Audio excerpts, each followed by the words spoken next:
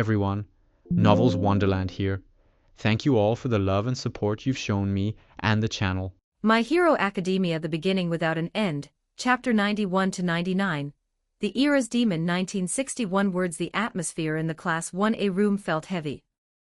At the front of the class, Eraserhead stood with bandages still wrapped around much of his body from his last encounter with Junsei. His eyes were stern as they moved across his students one by one. "You were told to evacuate," he said. "Instead, the moment you heard Junsei was coming here, you disobeyed instructions and ran toward the situation. What were you thinking?" No one answered immediately. Eraserhead's voice hardened. "If we tell you to evacuate, that means you leave. It is not a suggestion.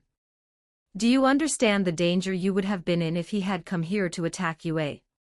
Bakugo clicked his tongue and said, "If he wants to attack us, then let him come. I'll murder him."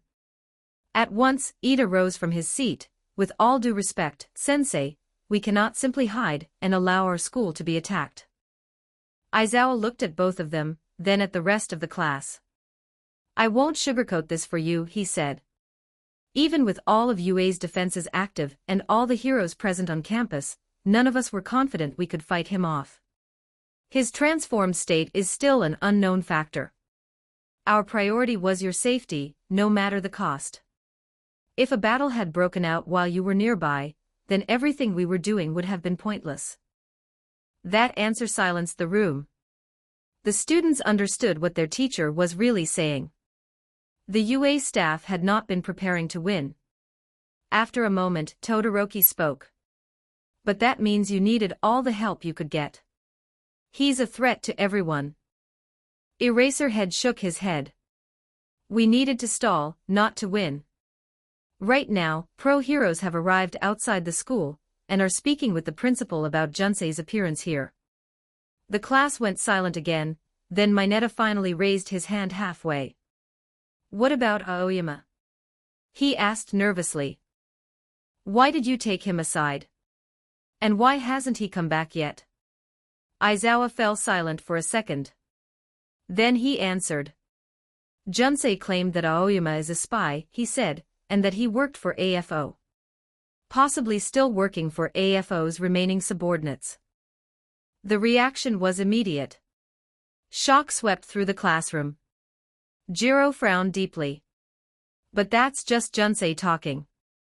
You don't actually believe him, do you?" Eraserhead replied. "He has no reason to lie. And according to Midoriya, he did take AFO's memories." He paused. "I don't want to believe that one of my students could be a traitor and a spy. But that doesn't change the fact that Junsei is likely telling the truth." The room grew quiet again. Aizawa rubbed the side of his face, then added, "The principal and the rest of the staff will investigate further before any judgment is made. According to Junsei, Aoyama was born quirkless." That only deepened the unease. Mina was the next to speak, her voice smaller than usual. "Why did he come here? He didn't just randomly decide to show up and share that information, did he?" Eraserhead nodded once. "He brought Eri, the girl the Yakuza were holding and using to create the quirk-erasing drug." Midoriya's eyes widened instantly. "He brought Eri?" "It appears," Aizawa said, "that he continued hunting Overhaul, eventually found him, and somehow ended up saving Eri. He was not going to keep Eri by his side, and the only place he knew to bring her to was UA." Kaminari stared in disbelief. "Why would he do that? Doesn't he kill every person he can? A helpless child should have been the easiest target possible for him." Mineta swallowed and said, "Maybe he doesn't get satisfaction from killing children. Or weak people. He went after criminals and heroes, right?" Suyu shook her head slowly. "I don't think anyone can guess what he is thinking." Ribbit. Bakugo turned his head toward Momo. "Hey, Ponytail. Do you know if he got some rule about not hurting children?" Every eye in the room shifted toward her. "I don't know." She answered, "Junsei isn't bloodthirsty or evil in the way a normal person is. Kaminari stared at her. Are you serious? You're defending him again? I'm not defending him, Momo said immediately. And I'm not saying he's misunderstood. Her hand clenched on top of her desk. He is a monster. He is a killer. No matter how I look at it, that doesn't change. She took a breath, then continued more quietly. But he is different from normal villains. No one interrupted her now. Momo looked down for a moment, organizing her thoughts. Villains usually act for self-satisfaction, greed, pleasure, revenge, or some personal obsession, she said. Even when they reject society, they still understand what society is. They know what humans call right and wrong. They know the laws.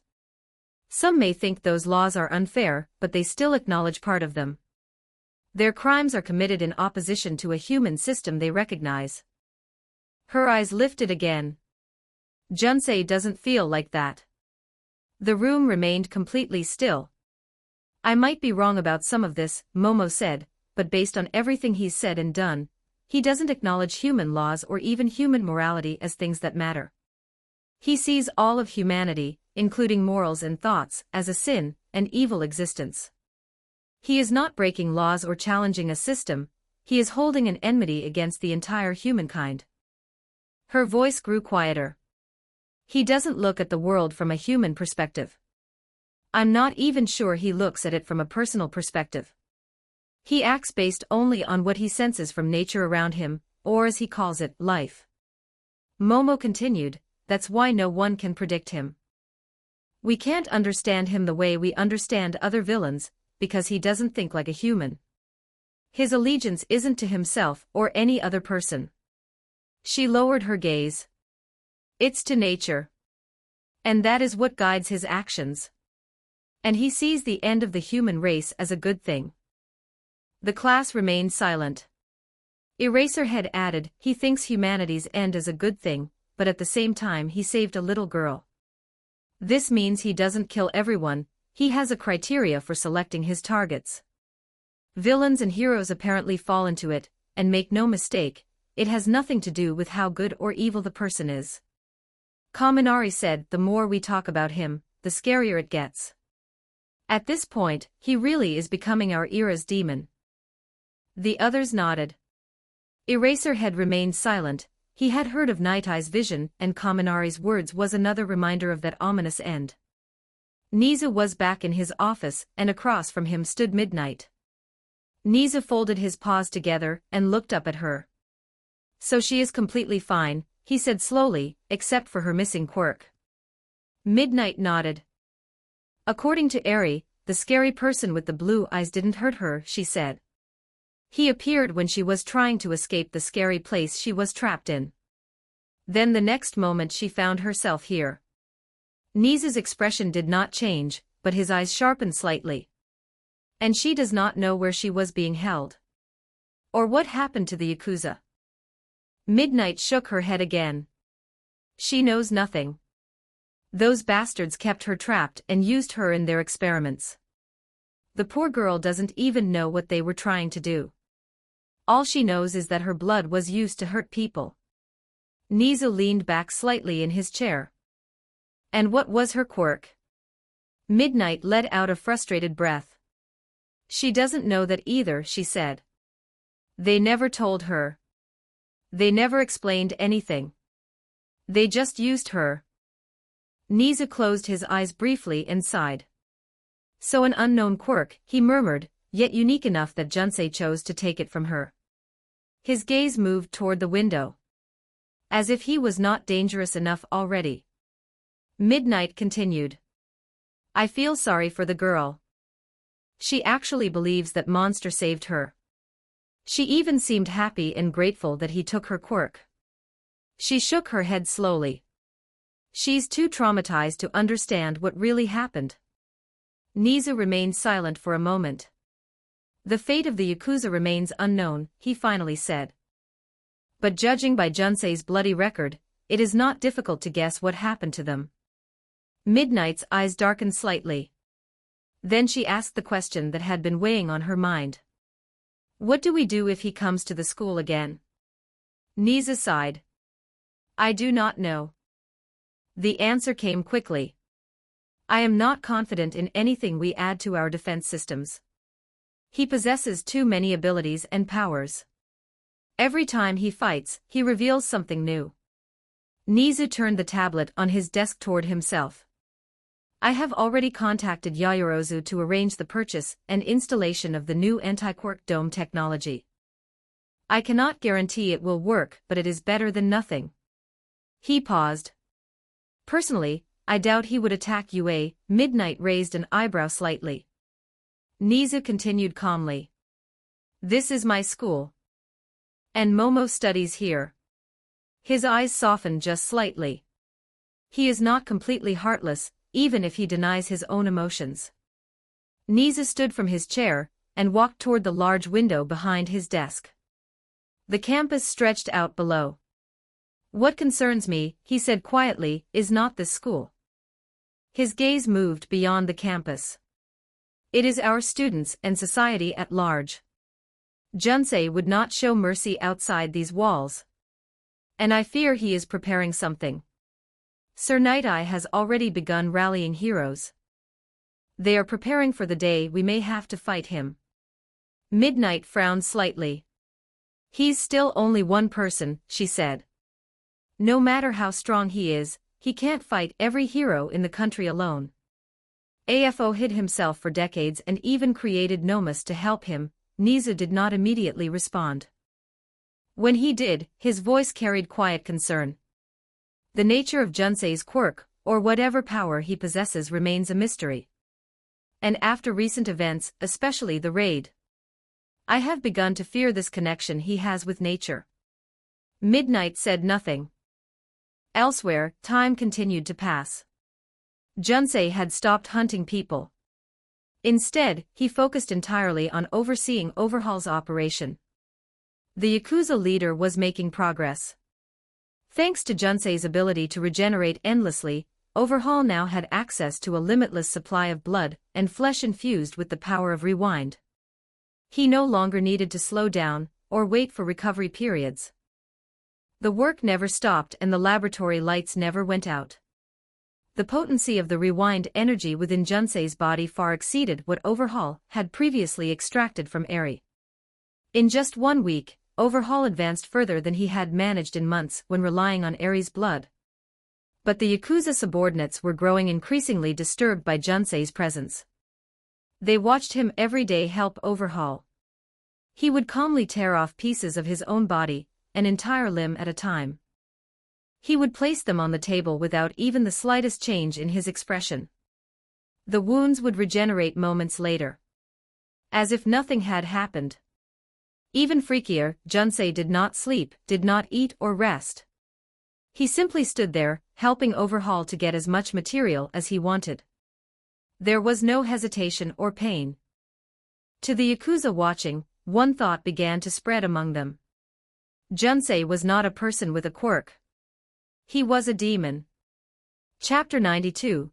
The Fall of Tartarus. 1596 words. 2 months had passed since Junsei delivered Eri to you. During that time, his life had settled into a strange and unsettling routine. Every day he entered the underground laboratory, stood beside the metal tables, and gave Overhaul the blood and flesh he needed from his body. From the outside, nothing about him seemed to change. But inside, he was growing restless. The emptiness within him was nearly full. For 2 months he had made no real progress. It frustrated him. Junsei had considered leaving Overhaul several times during those weeks. The thought of leaving the Yakuza for some time and filling the emptiness appeared again and again in his mind. Finish what remained. But each time he reached the same conclusion. He needed Overhaul to finish his work. The man's research was the key to eliminating quirks across the world. Postponing that work for personal impatience would be foolish and very human. So Junsei stayed. For the sake of life. And now, 2 months later, Junsei stepped into the laboratory once again with the intention of providing another limb for Overhaul's experiments. The moment Overhaul noticed him, he spoke. You are punctual as always. Overhaul adjusted a vial on the table before looking directly at Junsei. I have been curious about something, he continued. Do you not feel pain? You keep ripping off your arm over and over again. Junsei answered simply. It hurts a lot. But if quirks disappear because of it, I can endure the pain. Overhaul gave a small nod. You have my respect, not many can carry on for their ideals like you. Then he said something unexpected. I have good news. Overhaul's eyes glimmered faintly. I succeeded. A short silence filled the laboratory. I have finally found a solution to our quirk problem. Junsei's eyes widened slightly. Are you certain? He asked. When can we begin? Overhaul chuckled quietly. I see you are eager. That is good. We will need that eagerness. He turned toward a series of containers arranged across the workbench. To spare you the technical details, I have discovered a way to convert the quirk-erasing compound derived from your blood into a gas. Junsei listened carefully. In theory, Overhaul continued, anyone who inhales the gas will lose their quirk. We simply need to produce it in massive quantities. Junsei did not hesitate. How much do you need? Overhaul answered, if you provide 500 liters of your blood, I can create enough gas to cover the entirety of Japan. Junsei nodded once. I can do that. Overhaul tapped the edge of the table thoughtfully. The real challenge is distribution, he said. I could use some of my contacts and criminal organizations to release the gas across Japan. He paused. But that only solves part of the problem. Junsei frowned slightly. Overhaul continued. The rest of the world still exists.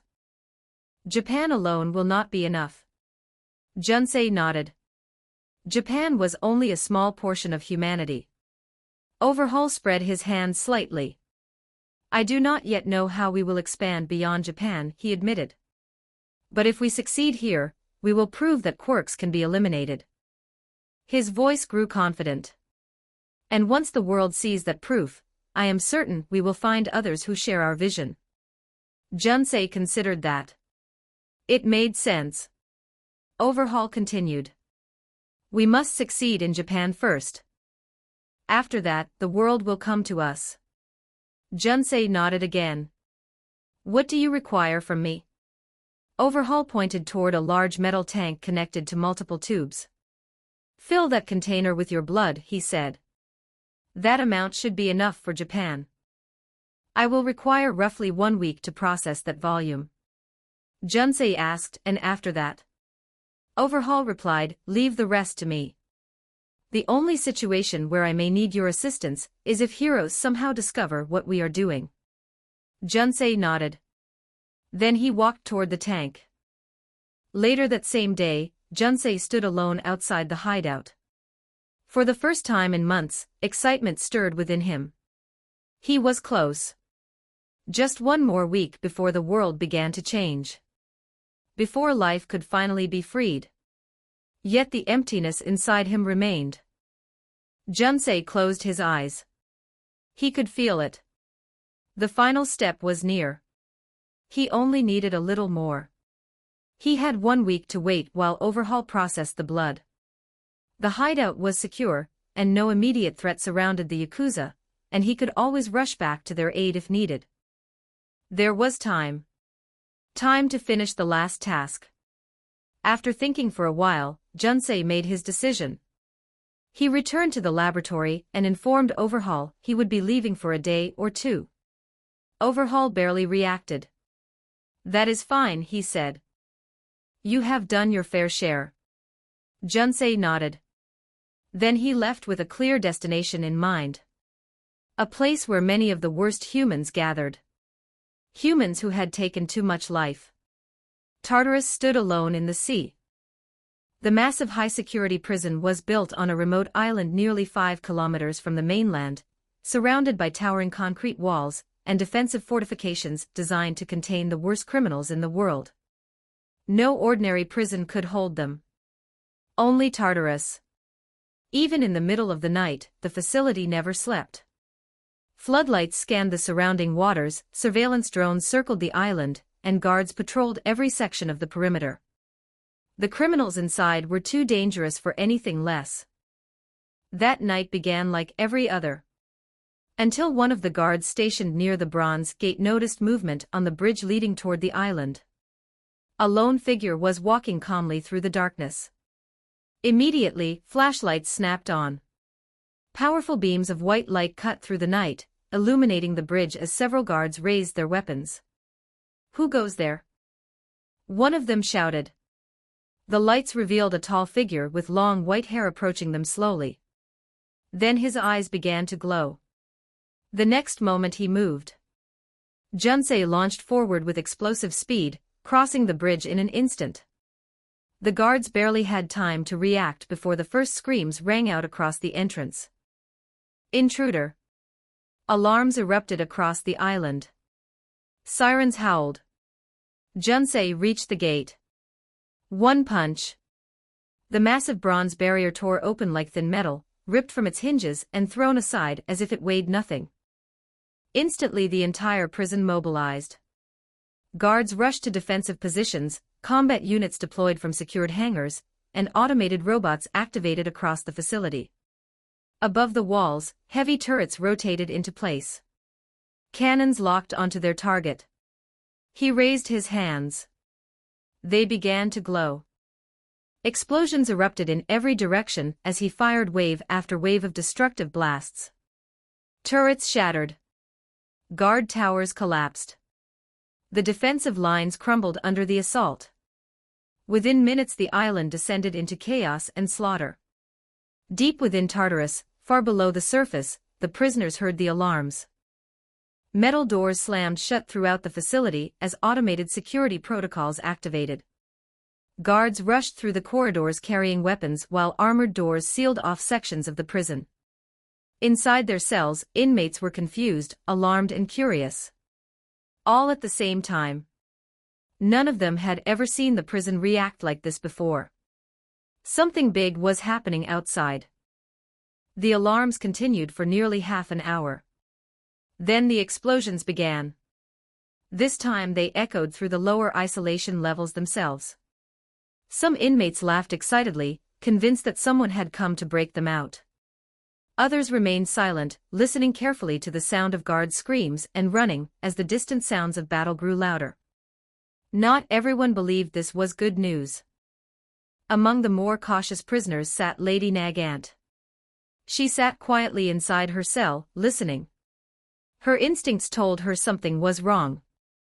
If Tartarus was being attacked, it meant something truly dangerous had happened outside. Then the screams reached her level. Real screams. Voices of inmates she recognized.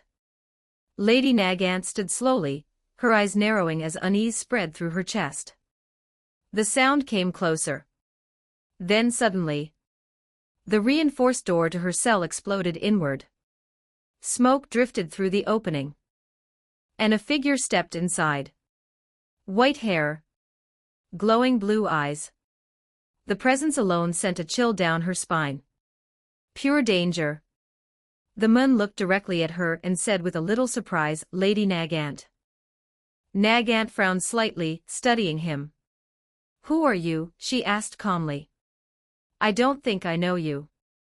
The Mun did not answer. Instead he raised his hand and pointed a finger toward her. A small flash of red appeared. Then it was over. The blood bullet pierced her head before she could move. Lady Nagant collapsed instantly, never learning the name of the person who had come for her or the reason for her death. Junsei lowered his hand. He had seen her before in the memories of All for One. It was from Lady Nagant that Junsei was inspired to fire bullets formed from his blood. He turned away from the corpse without another glance. There were still many humans inside Tartarus. And Junsei had come here to kill them all. The next day, Japan woke to another shocking piece of news after months of silence. The villain whose name had already become synonymous with fear and death had single-handedly attacked Tartarus, the nation's highest security prison, and destroyed it completely. Dozens of guards were killed or wounded trying to stop him. As for the hundreds of prisoners held within its walls, not a single one survived the slaughter. Chapter 93, Overhaul's Respect. 1648 words. When Overhaul first decided to erase quirks from the world, he knew the road ahead would be long. Painfully long. The research would take years. The resources required were enormous, and the enemies that would rise against him were countless. Heroes, police, rival gangs, and everyone would eventually stand in his way. But that never shook his resolve. He was determined to succeed. Quirks were a sickness that had infected humanity, disrupting the natural order of the world. If he could cure that sickness, the world would return to what it should have been from the beginning. And the Yakuza would reclaim the glory they once held. Overhaul intended to achieve that goal no matter the cost. Even if it meant going against the will of the men he respected most. The men who had taken him in when he had nothing and given him everything. Even so, Overhaul believed he was right. One day he would prove it. One day he would show his boss that his vision had always been correct. During that period of preparation, however, the world began to change in ways he had never expected. The return of All for One and his swift defeat. When Overhaul first heard that the infamous villain had been defeated by a student from UA, he felt a quiet sense of satisfaction. The disgraceful parasite who had ruled the underworld for so long had finally met his end. The rumors about the student who defeated him were unsettling. Disturbing. But ultimately irrelevant. Once Overhaul succeeded in eliminating quirks, monsters like All for One, and whatever that student had become would never appear again. Or so he believed. Then the unexpected happened. Just as Overhaul prepared for the inevitable confrontation with heroes and police, that very student arrived at his home first. And began killing his men. The moment Overhaul realized who he was facing, the situation became clear. Their chances of surviving the encounter were extremely small. Overhaul had never believed he could defeat All for One. And this was the monster that had killed and eaten him. The odds were hopeless. Yet the situation changed in a way Overhaul could never have predicted. The monster shared his goal. Junsei wanted to erase quirks as well. At first, Overhaul did not believe it. How could someone with such terrifying power desire the same outcome? It sounded absurd. But Junsei proved it through his actions. He spared Overhaul. He spared the Yakuza. And when the heroes arrived, he fought them instead. Killed them. Protected the very criminals he had just slaughtered moments earlier. Overhaul began to accept the truth. The student truly wanted to end the sickness of quirks and restore natural order. Under those circumstances, setting aside their hostility was the logical choice. The deaths of his men were unfortunate, but if the end result was the salvation of the world, it was a price worth paying. And with Junsei beside him, he had gained an ally more powerful than any weapon. Time passed. Then something even more unexpected happened. Junsei encountered Eri while she was trying to escape again. And somehow he took her quirk. For a brief moment, Overhaul felt genuine fear. If Junsei had decided to turn on him, there would be nothing they could do to stop him. But that fear quickly faded. Instead of abandoning the plan, Junsei made an entirely different decision. He became the source. By carrying the power of rewind within his own body, Junsei could provide the blood and flesh necessary for their research without limits. What followed was something Overhaul would never forget. Day after day, Junsei tore pieces from his own body. Again and again. His face never changed. He never screamed. He never hesitated. Overhaul understood why his men had begun to fear him. Anyone who watched such a thing would reach the same conclusion. Junsei was a monster. Even so, that monster is what allowed Overhaul's work to advance faster than ever before. And eventually he succeeded. For the first time since beginning his research, Overhaul finally possessed a method to cure the world of quirks. When he shared the news with Junsei, another question surfaced in his mind. One he had quietly wondered about for weeks. Did Junsei truly feel no pain? Junsei answered calmly. It hurts a lot. But if quirks disappear because of it, I can endure the pain. The answer surprised Overhaul more than anything else. Because if Junsei felt pain like any normal human, then what kind of willpower allowed him to continue tearing apart his own body without even the slightest change in expression? No hesitation or emotion. A man driven by a purpose greater than himself. For the first time since meeting him, Overhaul felt something unexpected. Junsei was no longer just a monster, or a freak in his eyes. He was a person, a true man. A man with an unbreakable will. Overhaul was a Yakuza at heart, and a man like Junsei deserved to be treated with respect. Someone capable of enduring such suffering for the sake of a goal was worthy of being called an equal. Overhaul even made a decision. Once they succeeded and the world was cured of quirks, Junsei would be welcome to join them. If he wished, he could become a trusted member of the organization. He had earned that place. When Junsei later said he would leave for a day or two, Overhaul did not question it. Junsei had been by their side for months already. If he needed to handle something elsewhere, that was his decision. But the news that followed surprised him again. Junsei had attacked Tartarus. Destroyed the most secure prison in the country. Killed everyone inside. Overhaul spent hours thinking about it, replaying the information again and again in his mind. Why would Junsei do that? What possible benefit could come from such an action? Eventually, his thoughts settled on a single explanation. A logical one. Junsei feared something might go wrong. If their plan failed, they could end up imprisoned in Tartarus. And if those criminals were still alive when the quirk-erasing gas spread across the world, they might retain their quirks and create chaos. Chaos that could disrupt the end result they sought. If that had truly been Junsei's reasoning, then Overhaul respected him even more. Because it meant Junsei had already begun thinking several steps ahead. A week passed after the fall of Tartarus. 7 days. And Junsei did not return. At first, Overhaul did not worry. A day or two away from the hideout meant nothing, especially for someone like Junsei. But as time grew, something began to feel wrong. Overhaul knew it. Overhaul believed Junsei was not the type of person who would disappear at the final step of their plan. A man who had endured unimaginable pain, who tore apart his own body again and again without hesitation, would not simply abandon the moment when his goal was finally within reach. That possibility did not exist.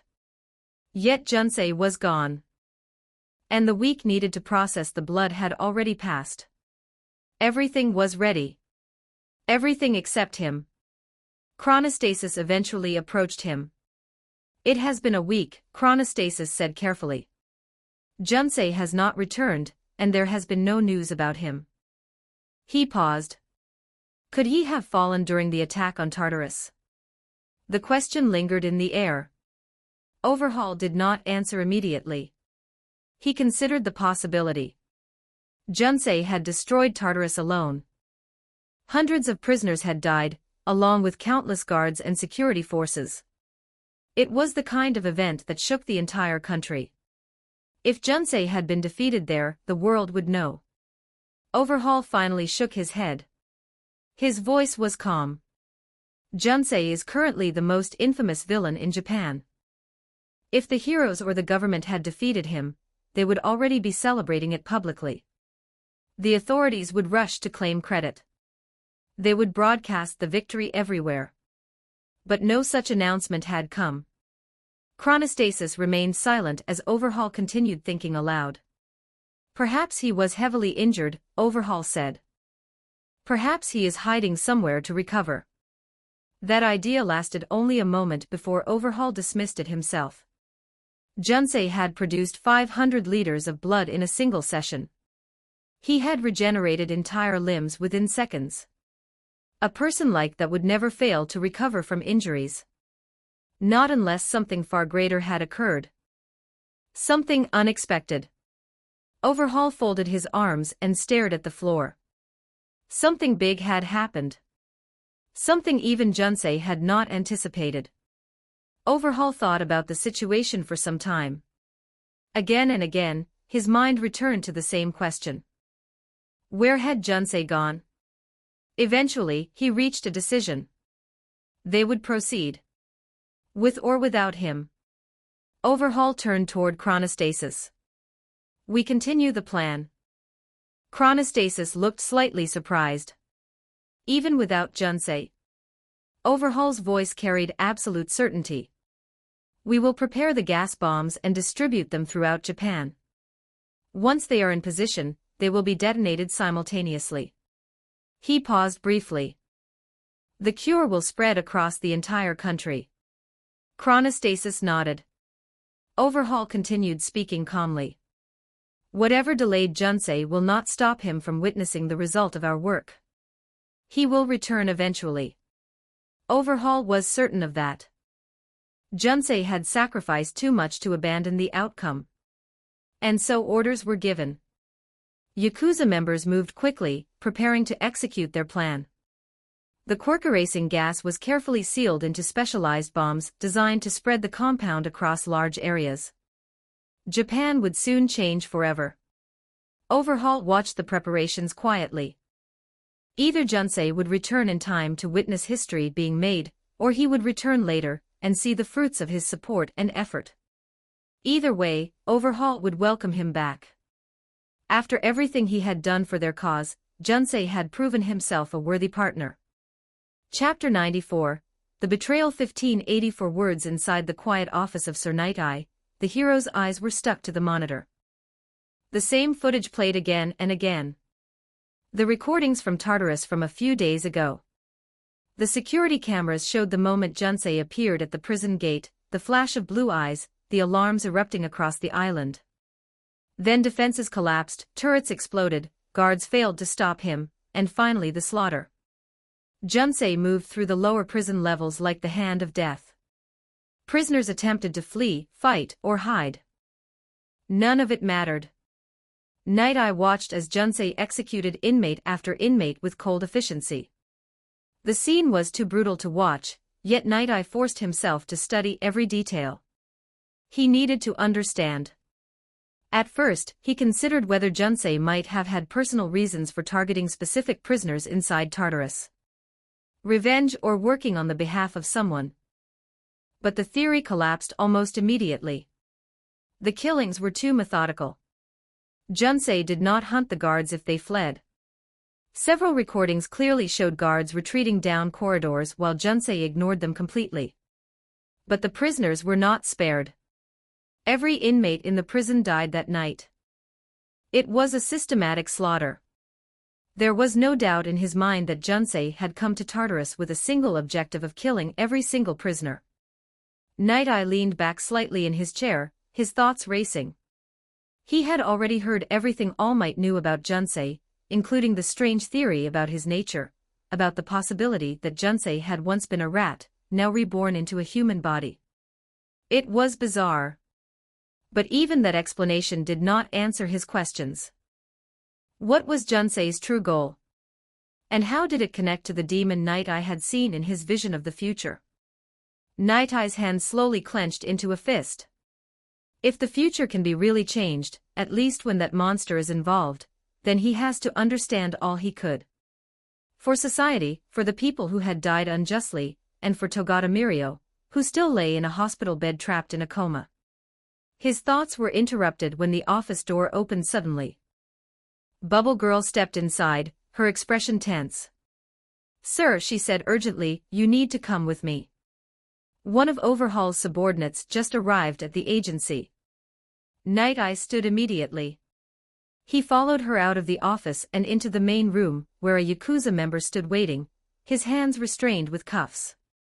Bubble Girl spoke first. "He came here on his own," she explained. "He says he has important information about the Yakuza's plans, and about Junsei."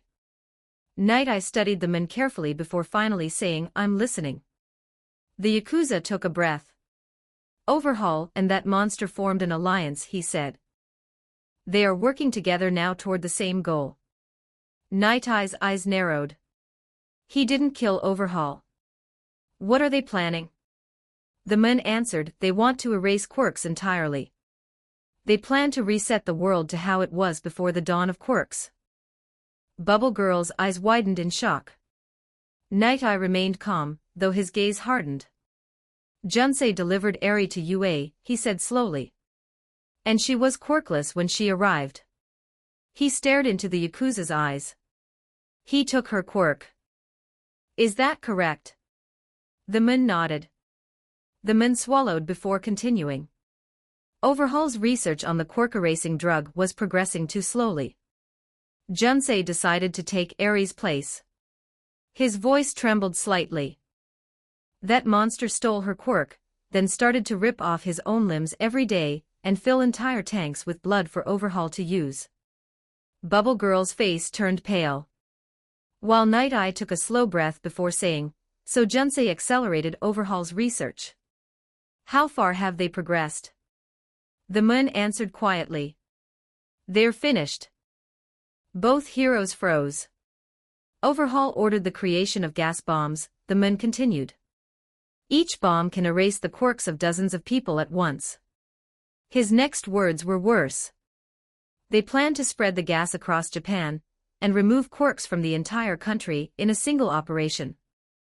Bubble Girl covered her mouth. "This is madness," she whispered. "Have they completely lost their minds?" Night Eye remained still for a moment before speaking again. "Why should we believe you?" The Yakuza met his gaze. "You can't afford to take chances," he said. "You already know about the quirk-erasing bullets. So what prevents a gas variant? If that's a possibility, then it alone should be enough for you to listen to me." Night Eye nodded slowly. Then he asked another question. "Why betray the Yakuza?" The man's expression hardened. "I would never betray the Yakuza," he said firmly. "Overhaul is the one who betrayed the Yakuza." Night Eye was a little surprised and said, "Explain." The man clenched his teeth. "Overhaul already broke many of the taboos our old boss established," he said. "But we stayed loyal because we believed he was working for the future of the Yakuza. He always had the greatest visions and determination to pull it through." His voice grew bitter. "But he chose to join hands with the monster who killed many of our friends in cold blood." The man lowered his head slightly. "That creature eats people," he said quietly. "He has no emotions. He kills without discrimination. Heck, he has no mercy for his own self." His voice trembled. "That isn't a human being." He hesitated. Night Eye finished the sentence. The man looked up slowly. His voice hardened. "I don't care what Overhaul believes or envision. If you choose to cooperate with something like that, something that calls itself an enemy of humanity, when your goal aligns with its goal, then you are already doing something terribly wrong. He no longer deserves to be called a Yakuza, let alone lead us. And when our old boss wakes up, I want to be able to look at him without shame." Sir Night Eye could see it in the man's eyes, he truly meant it, he didn't see Junsei as a human as he should. Sir Night Eye decided at that moment that he will get every information he could and prepare to stop the madness Junsei and Overhaul are planning. Later that day, the Yakuza member quietly returned to the house. He stepped through the front entrance. The moment he entered, he froze. Standing directly in front of him was Chronostasis. Chronostasis's gaze immediately fixed on him. "Jin," he said calmly. "Where have you been? You should have returned more than an hour ago." Jin glanced around briefly before lowering his voice. "I ran into an old acquaintance," he said. "A schoolmate from my school days. We talked for a bit, and I lost track of time." Chronostasis frowned. "We're running out of time, and you're out fooling around," he said sharply. "And since when did you go to school, let alone have classmates?" Jin raised both hands defensively. I stayed in school until the 9th grade, he replied. I do know people who aren't connected to organized crime. He scratched the back of his head awkwardly. I'm sorry, all right. I didn't even notice how much time had passed. Don't tell the boss about this. He leaned slightly closer and whispered. You can say I ran into a hero or something. I can't have him thinking I'm fooling around at a time like this. Chronostasis let out a sigh. His tone softened slightly. Just don't do it again. He crossed his arms. Once everything is finished, you can spend your time however you want and you won't hear single objection. And Overhaul is currently busy with his work. He didn't notice your absence. Jin immediately relaxed. A wide smile appeared on his face. Thanks, Chronostasis, he said. You're the man. Chronostasis ignored the praise. The others are in the back preparing the bombs, he said. Go help them. We need everything ready as soon as possible. Jin nodded and began walking toward the back of the house. After a few steps, he suddenly stopped. Then he turned around. Hey, Chronostasis. Chronostasis looked at him. Jin rubbed his chin thoughtfully. What do you think about that scary freak disappearing? He asked. Can we really succeed without him? For a moment, Chronostasis said nothing and stared at Jin. Then he answered, I don't know why he disappeared, or when he will return. But it shouldn't affect our plan. We already received everything we needed from him. Chronostasis tilted his head slightly. Do you doubt our success? Jin hesitated. I hate to admit it, he said, but having that freak around made things easier and safer. He sighed. We won't have to worry about heroes or the police overwhelming us. Now we are much weaker without him, and we are going to stretch ourselves thin. Chronostasis considered that before replying. A fair concern. But don't worry too much. As far as the outside world knows, we're already dead. Jin raised an eyebrow. Thanks to Junsei. He went around killing every criminal he could find. And after he delivered Eri to UA, most will think we are all already dead. Chronostasis continued calmly. Not to mention that no one knows what we're planning. The only person outside these walls who knows about the plan is Junsei. And he won't say anything. Jin nodded slowly. Then he turned and walked toward the back of the house to join the others preparing the bombs. Chapter 95, Judgment of Life 1965 Words at the dawn of the next day, within a conference hall in the Hero Public Safety Commission, rows of chairs filled the room, occupied by the top heroes in Japan. The gathering itself was unusual. Meetings of this scale rarely happened without weeks of preparation, yet they had all been summoned within yesterday suddenly. At the front of the room stood Sir Night-Eye. Facing him were some of the most recognized figures in the hero world, Endeavor, Hawks, Best Jeanist, and Mirko. Heroes from UA were present as well, including Present Mike and 13. The sheer concentration of top-tier heroes made it clear how serious the situation was. Night-Eye adjusted his glasses and began speaking. I thank you all for coming on such short notice, he said calmly, though the gravity on his face was clear.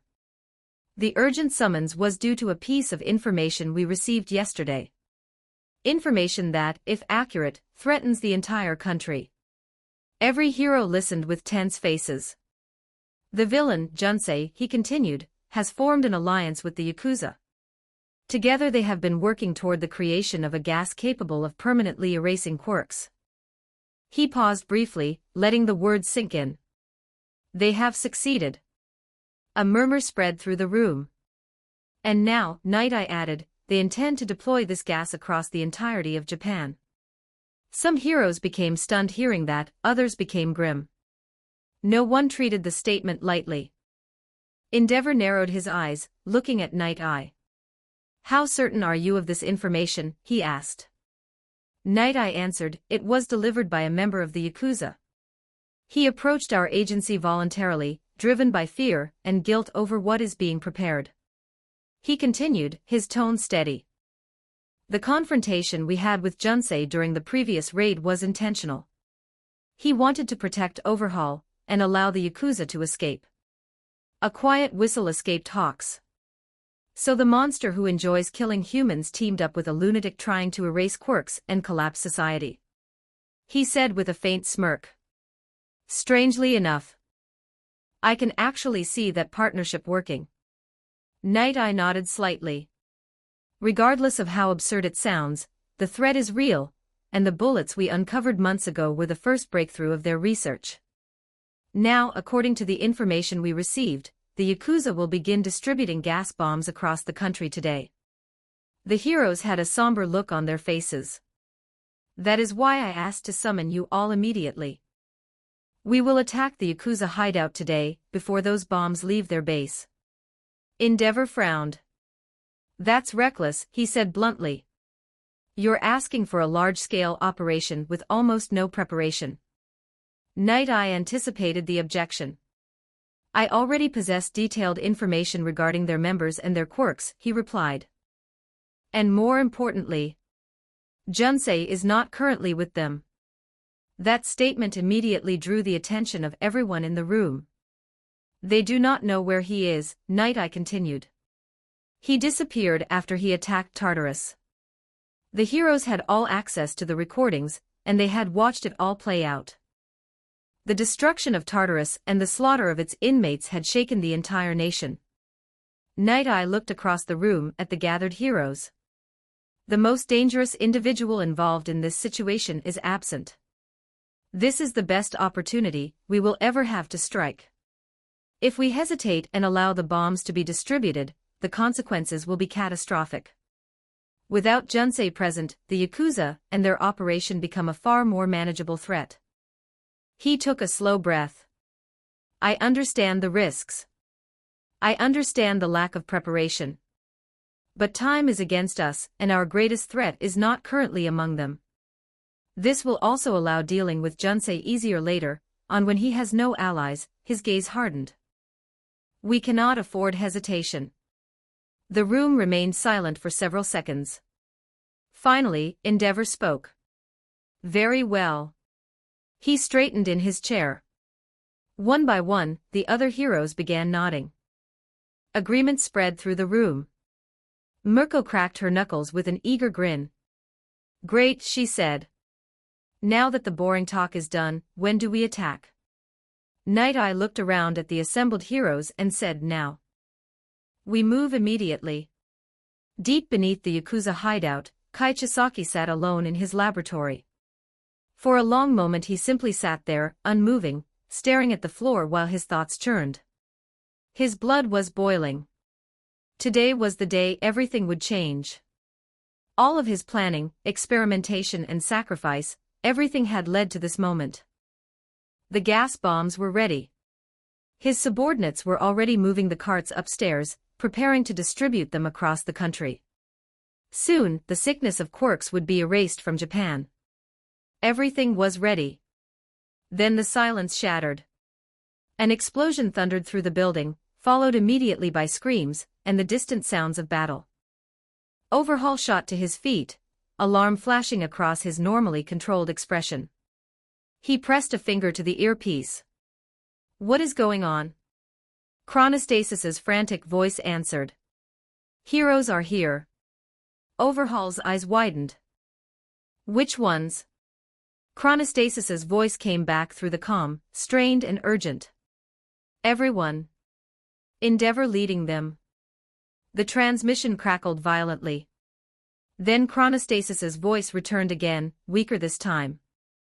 Damn it, they destroyed the bombs and 13 is sucking the gas. The line went silent. Overhaul stood frozen. Cold realization washed over him like ice water.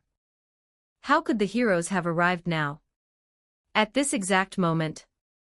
Everything had been prepared for today. Everything had been sacrificed for this moment. And it was being destroyed. Rage surged through him like fire. His breathing grew heavy as he clenched his fists, veins bulging. I will kill them all. His voice came out as a low growl. Overhaul turned and moved toward the back of the lab where a collection of sealed containers rested. Inside them were the remnants of Junsei's body, what remained after blood and scraping flesh. He had kept them intentionally. If Junsei ever turned on him, he had planned to use those bones through his quirk. Assimilating them into his body might give him enough power to fight back against the monster himself. Now that precaution became his weapon against heroes. Overhaul removed his gloves. He placed his hands on the pile of bones. In an instant they shattered into dust. The fragments spun violently through the air before surging toward him, merging with his body as his quirk reconstructed everything in a violent cascade of biological restructuring. Overhaul gasped as power flooded through him. It was overwhelming. More power than he had ever felt in his life. When he looked up, the reflection in the glass tubes showed something entirely different from before. His body was covered in a full armor formed from bone. Jagged plates overlapped across his chest, arms, and legs like a grotesque skeleton shell. Yet something far stranger pulsed within it. Thin blue lines glowed beneath the bone armor and even beneath his skin. They pulsed like veins of light.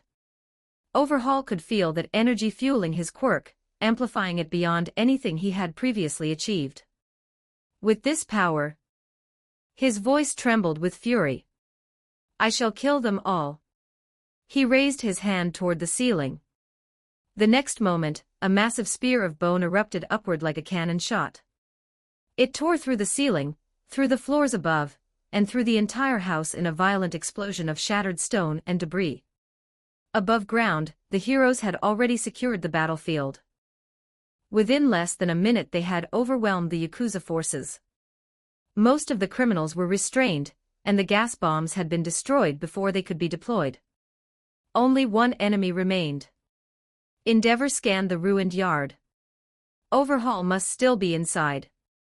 Before anyone else could respond, Mirko stepped forward with a grin.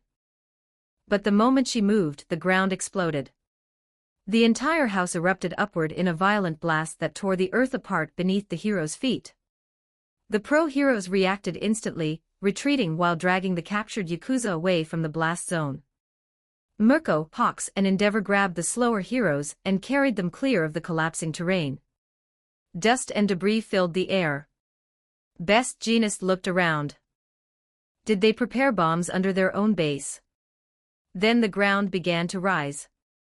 A massive pillar of earth surged upward through the smoke, lifting higher and higher until it towered above the heroes like a jagged spire. Present Mike looked up. Damn it, he's here. Through the swirling smoke, a figure slowly became visible at the top of the pillar. Blue lines glowed across its body like veins of energy. Sir Night Eye stared upward in shock. He's back. Even the captured Yakuza stared in disbelief. They had not expected to see him again so soon. But as the smoke cleared completely, the truth became obvious. It wasn't Junsei. Standing atop the pillar was Overhaul himself, clad in bone armor streaked with glowing blue lines. He looked down upon the gathered heroes with burning hatred. You will regret coming here, he said coldly. I will kill all of you. Hawks rose into the air, tilting his head as he examined the strange armor. What's with the outfit, he said casually. If someone didn't know better, they'd think you were wearing Junsei's bones. Overhaul's eyes narrowed. They are his bones.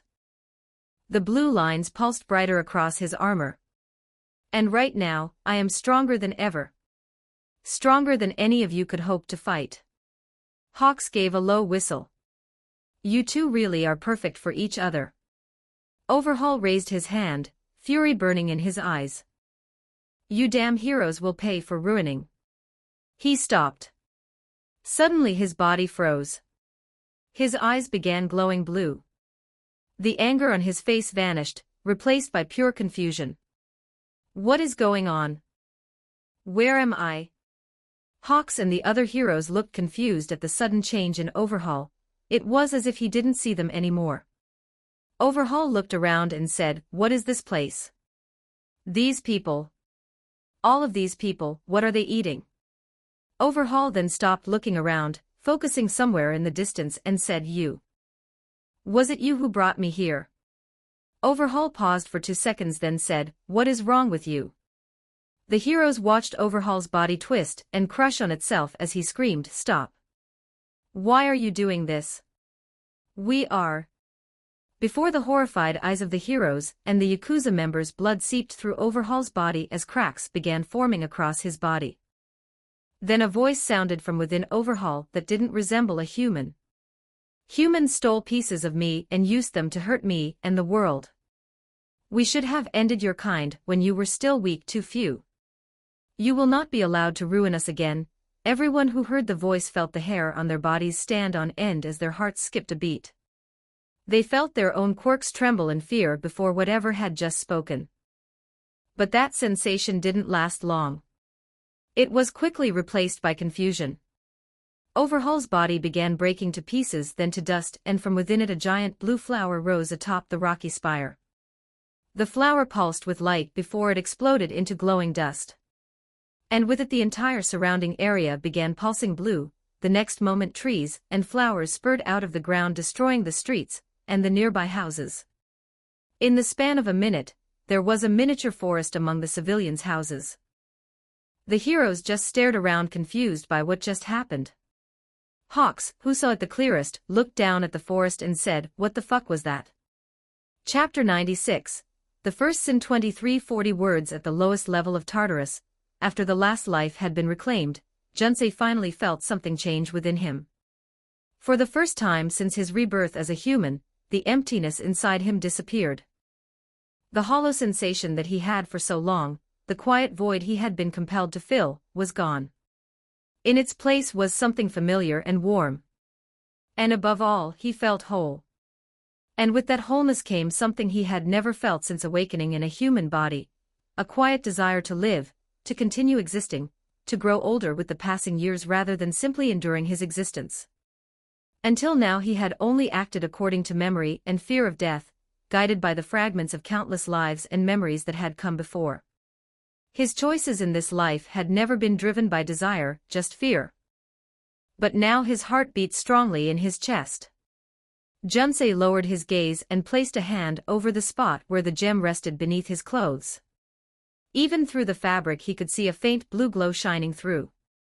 Warmth spread from that point through his entire body. Then he felt it. Junsei slowly lifted his head. Something was calling to him from far away, beyond the steel and concrete walls of Tartarus. It was distant, yet unmistakable, like a quiet voice echoing through the world itself. It came from deep within the ocean. Without hesitation, Junsei began walking forward. The thick prison walls offered no resistance.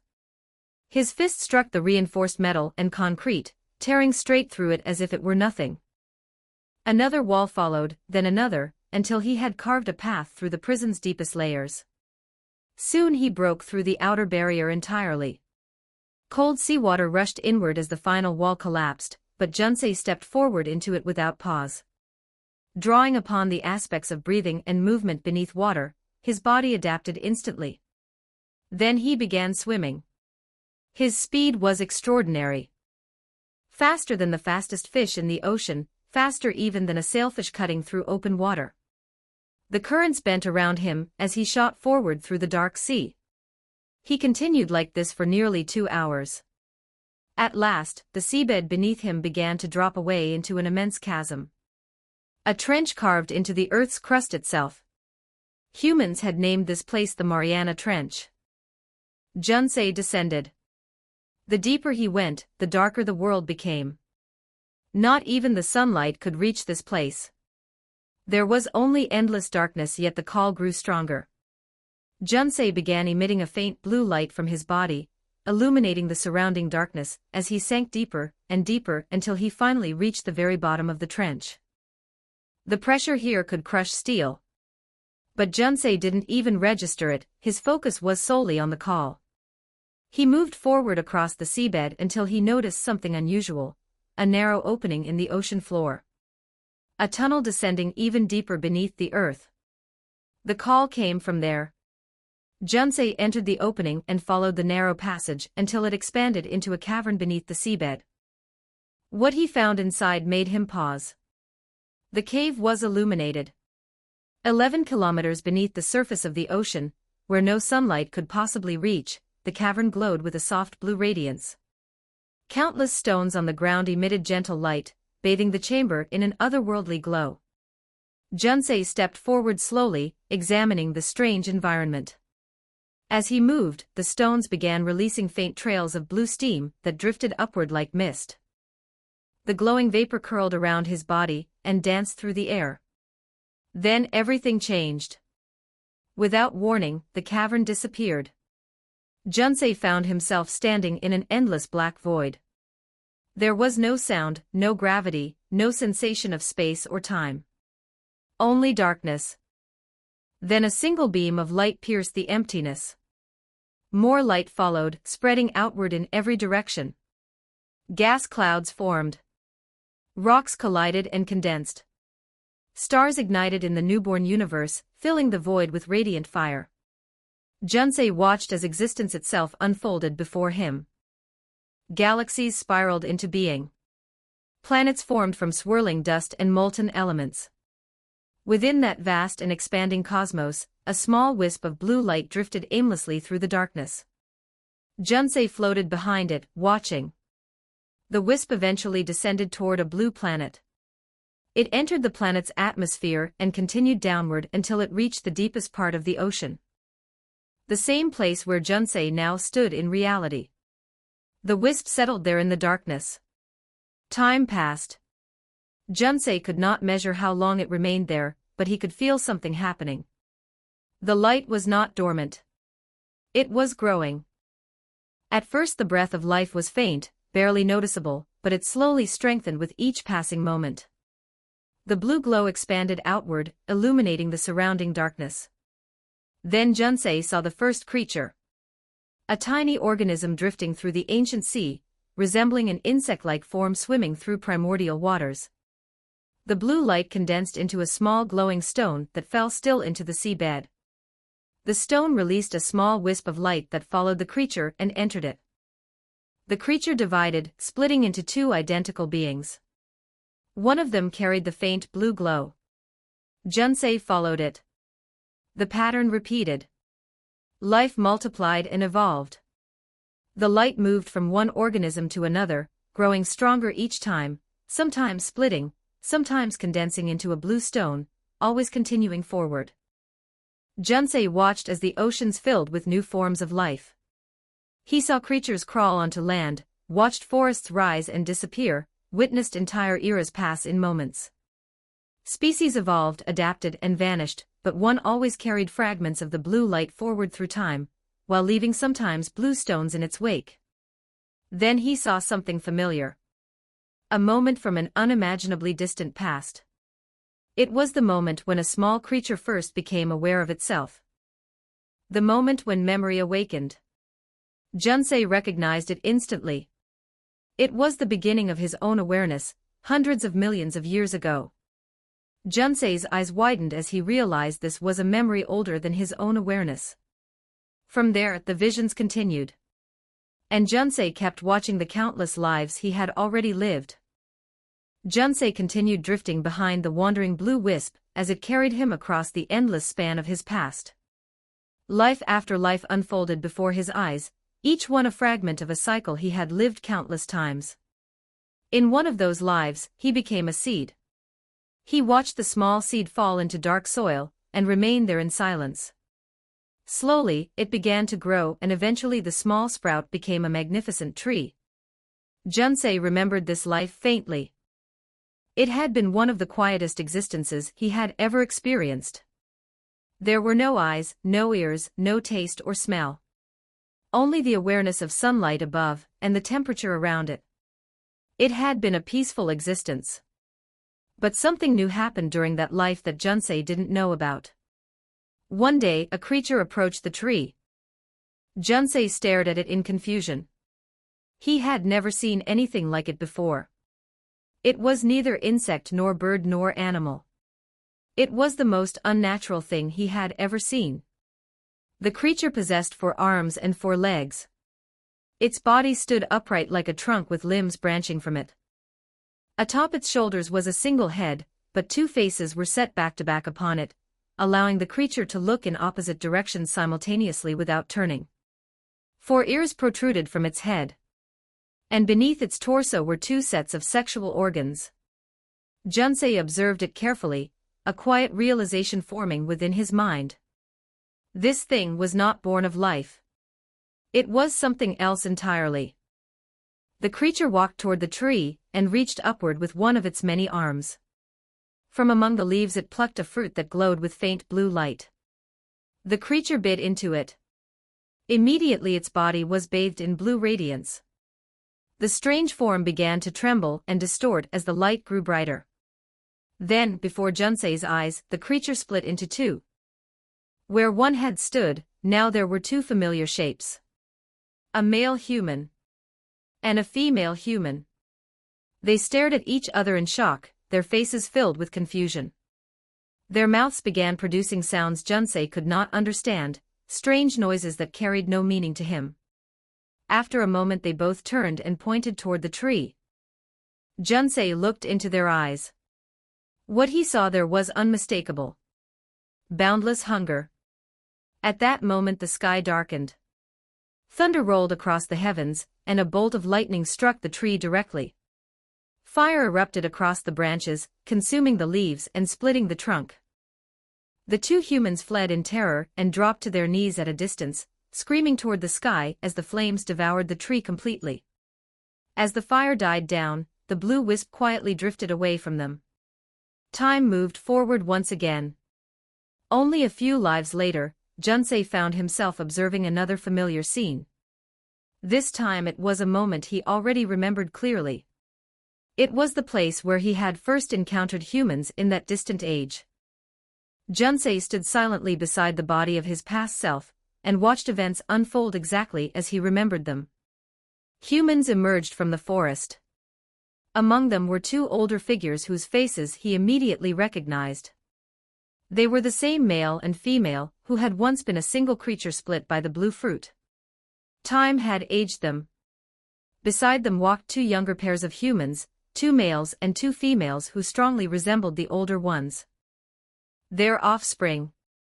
Junsei watched as the scene progressed. By the time his past self realized what was happening, it was already too late. The humans attacked, their wooden spears piercing its body. The humans rushed and tied his old self. He watched himself resisting helplessly and dying. Yet something different happened this time. The blue wisp did not leave immediately. Junsei remained standing above his fallen, as the humans surrounded him talking amongst each other. Then they descended upon him, tearing into the flesh without hesitation, they began devouring it. Junsei watched the humans' bodies glow faintly blue as they ate. Their muscles shifted subtly. Their bones adjusted, their skin color changed lightly. They were changing. But the humans themselves did not seem to notice. They were too consumed by their hunger. When they finished eating, they skinned the remains of his body to make clothing. The bones were collected and shaped into weapons. Then they left. Junsei stood there for a moment, staring at what little remained of him. Soon a faint glow rose from the blood-soaked ground. Light gathered together and condensed into a small blue stone. From that stone another wisp of light rose into the air. Just before Junsei followed it, something else caught his attention. A crow descended from the sky. The bird landed beside the stone and stared at it quietly. Then a single tear fell from the crow's eye. After a moment the bird picked up the stone in its beak and flew away into the distance. Junsei watched the crow leave before his awareness followed the wisp. Again and again the same pattern repeated. In each life, when he encountered humans, they killed him, and they devoured his remains. It did not matter if he was a large creature or a tiny insect. They always ate him. Junsei noticed something strange about their behavior. It was not simple hunger. It was as though they could not resist the desire to consume him. A deep instinct compelled them. And every time they did, something within them changed. Junsei felt a cold realization settle within him. He was wrong. Humans had evolved faster than any other species, not merely because they killed. They evolved because they killed him. He had been the source of their rise, the foundation of their domination. Life after life passed before his eyes, and almost every one of those lives ended in the same way, at the hands of humans. Each time they consumed him, a small blue stone remained behind. Junsei began noticing another pattern. Animals always came to retrieve the stones. Birds, insects, mammals, creatures of every kind would arrive quickly and carry the stones away. Junsei suspected they transported them across the world, eventually bringing them to that deep cave beneath the ocean where he had first seen the glowing stones. But there was something even more disturbing. Some humans consumed his remains more than once in their lifetime. Those individuals began developing unique powers. One could command snakes to obey him. Another walked across the surface of the water. Others displayed abilities that defied the nature of their kind. Junsei understood. Humans who consumed him repeatedly began developing what the modern world called quirks. Time continued flowing. Junsei watched countless deaths, many of them painful, many of them cruel. And the rate of which humans were involved in his deaths only grew. He saw his life as a rat again. He saw Okina. He watched every moment unfold exactly as it had happened. Eventually the blue wisp moved forward one final time. It entered the body of a human unborn child. Junsei watched as that child was born. At last the truth became clear. He had not been born as a human by chance. For countless ages humans had devoured him, generation after generation, absorbing fragments of his existence. Through that process their bodies had changed. Their descendants inherited the power. Humans had evolved through him. They had shaped their species through the endless consumption of his lives. Junsei had not been born in their image. They had evolved into their current image through him. And now he existed inside a body created from the long, brutal history of his own torn life. Chapter 97, The Soul of the World 1989 words. The vision shifted once again. Junsei found himself standing in an endless field of blue flowers stretching beyond the horizon. Their petals glowed softly, swaying in a silent wind that did not exist. Above him, the sky was pitch black, a cosmic void filled with countless distant stars. At the center of that vast sky hung Earth. The planet floated like a jewel in the darkness, illuminated by the faint glow of the flowers below. From where Junsei stood, the continents and clouds were clearly visible, turning slowly in the void. For a moment the sight was peaceful. Then a crack appeared across the surface of Earth. It spread like a fracture across glass. At the same moment, several flowers near Junsei's feet were crushed. Their blue petals turned red as a grotesque scene unfolded before him. The strange creature that had once walked beneath the tree, the being with 4 arms and 2 faces. It devoured the glowing fruit again and again. Another crack split across the planet.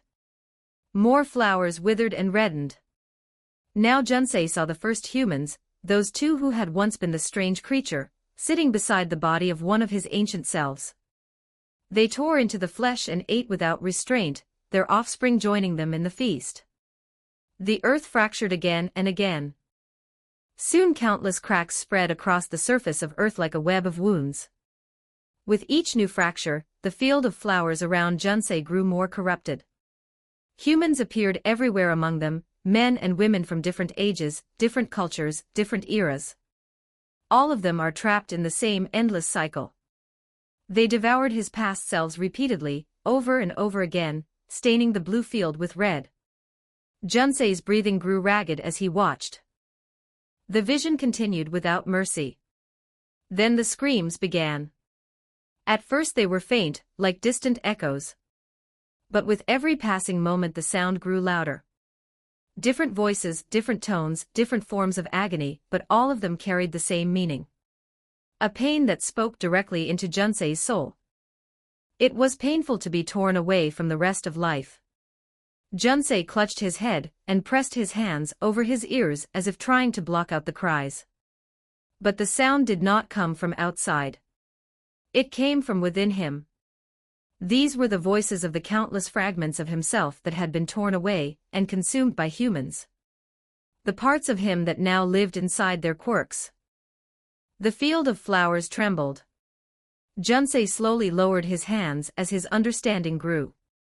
Every creature on earth, every blue stone in that cave, every fragment of stolen life, and himself, were not connected to a whole. They were one entity, they are life itself. They could feel one another's existence. They could feel the balance of the world. And they could feel the pain of life. Humans had broken their cycle. Junsei finally understood. He was not merely another creature within the world. He was the origin. The first life. The soul that had guided evolution forward since the beginning. Every living thing carried a fragment of that same force, making him both the parent of all life and the child born from it. The heart of the cycle. The soul of the world. Memories flooded through his mind, countless lives, countless creatures, countless eras.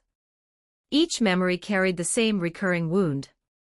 Humans and their greed, their hunger and their endless desire to take more than they needed. Junsei whispered quietly. I am sorry. His voice trembled. I allowed them to come this far. Images of forests burned, oceans polluted, animals hunted, and life torn apart to fuel the quirks inside them flashed through his mind. I let them hurt all of you. The flowers around him glowed faintly. But no more. His voice hardened. No human shall take from me again. Junsei slowly raised his head, staring toward the cracked planet hanging above the sky. Their evolution ends here. The words were a promise. I will restore what you lost. His gaze returned to the humans still trapped within the endless cycle, devouring his past selves without understanding what they were doing. Junsei's eyes burned with rage. Every ounce of fear he had once felt toward humanity had vanished. Only anger remained. Only the desire to correct what had been broken. Then a voice echoed across the field. What is going on? Junsei turned slowly. Where am I? What is this place? A figure stood several meters away, surrounded by the endless sea of flowers. These people. The men looked around in confusion. All of these people, what are they eating? Junsei immediately recognized him. Junsei's gaze moved across the strange armor covering the man's body. The jagged plates of bone streaked with blue light. His bones. Overhaul turned and finally noticed him. He said sharply. Was it you who brought me here? Junsei felt the realization strike him like lightning. Overhaul was here because he stole from him, just like all these humans. Junsei's breathing quickened as rage surged through him. Overhaul frowned at his expression. What's wrong with you? Junsei raised his hand. The world obeyed. Instantly the flowers surrounding Overhaul surged upward, their glowing stems twisting and tightening around his body like living ropes. Overhaul screamed as the plants constricted around him. Junsei opened his mouth to speak, but no sound came. Instead the flowers began glowing brightly as an inhuman voice filled the world. Humans stole pieces of me and used them to hurt me and the world. His eyes burned with cold fury. We should have ended your kind when you were still one. The flowers tightened further. Junsei's voice carried absolute finality. You will not be allowed to ruin us again. The plants surged upward completely. Overhaul disappeared beneath the sea of flowers as they closed around him, devouring him entirely. Junsei closed his eyes for an unknown time, and when he opened them again, he was back in the cave, now completely dark.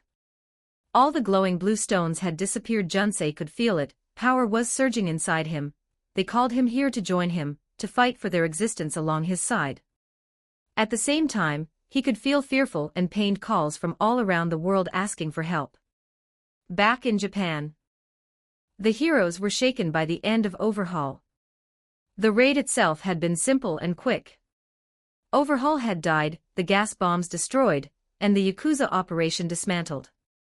By all appearances it should have been a clean victory. But the final moments of Overhaul lingered in the minds of everyone who had witnessed it. Especially the voice. The entity that had spoken through Overhaul at the end had not sounded human.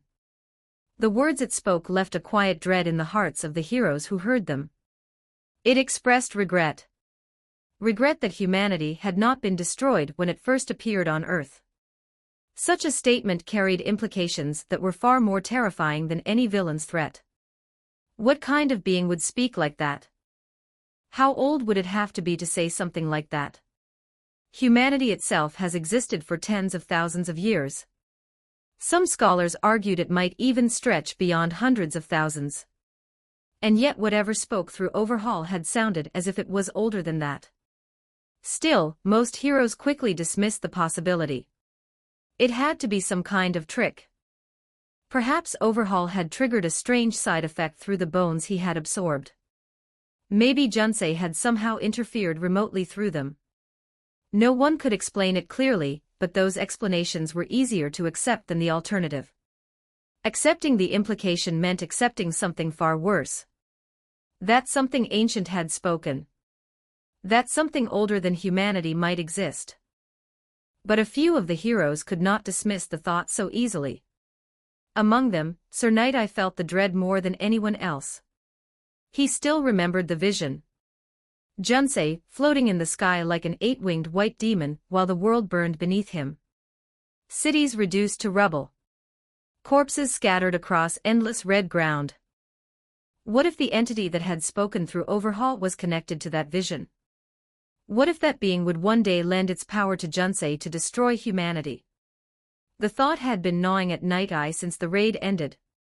Hours passed as he sat alone in his office, replaying the events over and over in his mind. But no matter how much he thought, he could not find a logical explanation. Was it Junsei speaking? Or was it something else entirely? And what had those words truly meant? The more he thought about it, the worse the feeling became. Eventually Night-Eye made a decision. There was only one person he trusted enough to discuss such a possibility. Later that evening he was sitting across from Nizu inside the principal's office at UA. The principal sat in his chair, his sharp eyes studying Night-Eye carefully. "Thank you for seeing me," Night-Eye said after a moment. "I assume you have heard what happened to Overhaul." Nizu nodded slowly. "Concerning?" "Terribly so." Night-Eye asked again, "Can you tell what those words meant?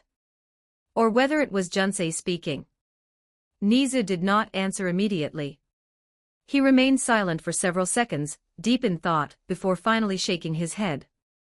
"I don't know," he admitted.